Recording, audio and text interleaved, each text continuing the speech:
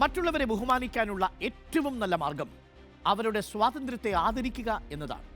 നമുക്കറിയാം, എല്ലാവരുടെയും വൈകാരിക സ്വാതന്ത്ര്യം വ്യത്യസ്തമാണ്.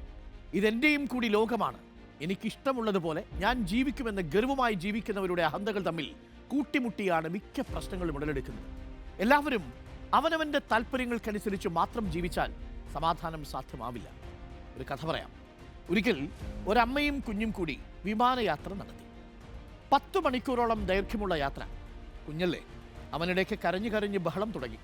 കുറച്ചാളുകളെ കുട്ടിയുടെ കരച്ചിൽ അസ്വസ്ഥമാക്കാൻ തുടങ്ങി.